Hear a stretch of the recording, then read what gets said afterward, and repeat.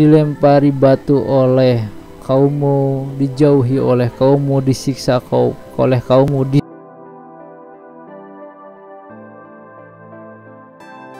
Ya, bismillahirrahmanirrahim. Assalamualaikum warahmatullahi wabarakatuh.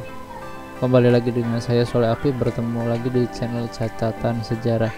Ya, pada kesempatan kali ini saya akan menjelaskan tentang periode dakwah Nabi secara sembunyi-sembunyi.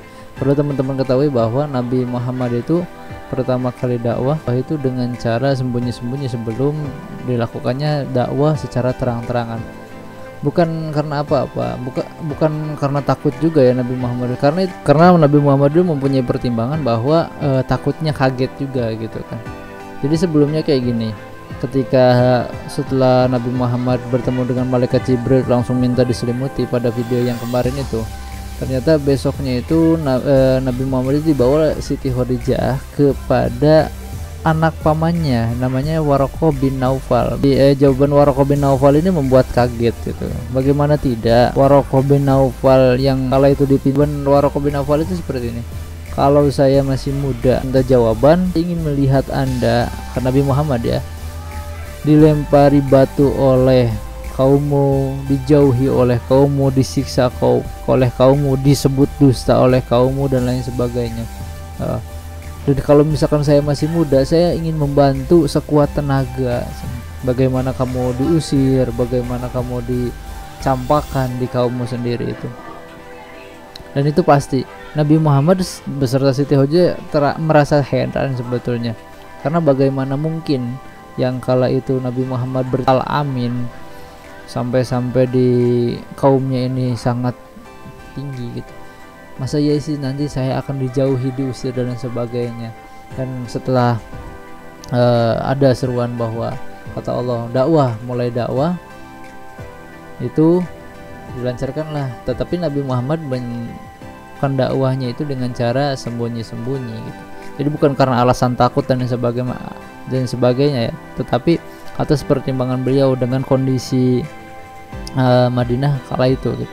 Nah, perlu teman-teman ketahui juga bahwa Nabi Muhammad ini berdakwah secara sembunyi-sembunyi ini sekitar 3 tahun gitu. Dan alhasil ada beberapa orang yang masuk Islam. Jadi dakwah sembunyi-sembunyi ini dilakukan kepada kerabat-kerabatnya Nabi Muhammad, keluarga Nabi Muhammad, pokoknya yang dekat aja dulu gitu. Jadi sembunyi-sembunyi dulu, dan yang bisa merahasiakan seperti agama Islam kalau itu ya. Nah, di sini saya akan menyajikan cuma 4. Sebetulnya banyak sekali yang masuk dalam Islam pada periode dakwah secara sembunyi-sembunyi. Cuman saya ngambil sampelnya ya. Yang pertama ini Khadijah.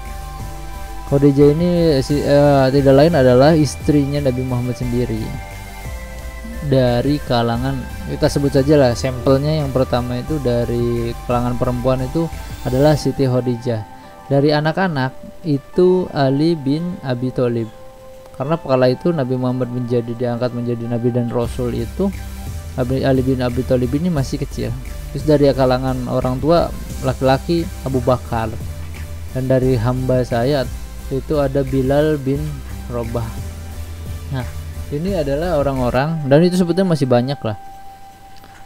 Saya ambil sampel aja dari beberapa kalangan gitu, dari orang tua perempuan gitu, dari kalangan perempuan, dari anak-anak, dari orang tua yang laki-laki, dan dari hamba sahaya. Itu beberapa orang yang masuk Islam pada masa dakwah Islam secara sembunyi-sembunyi. Oke, itu saja dari saya, kurang lebihnya mohon maaf. Assalamualaikum warahmatullahi wabarakatuh.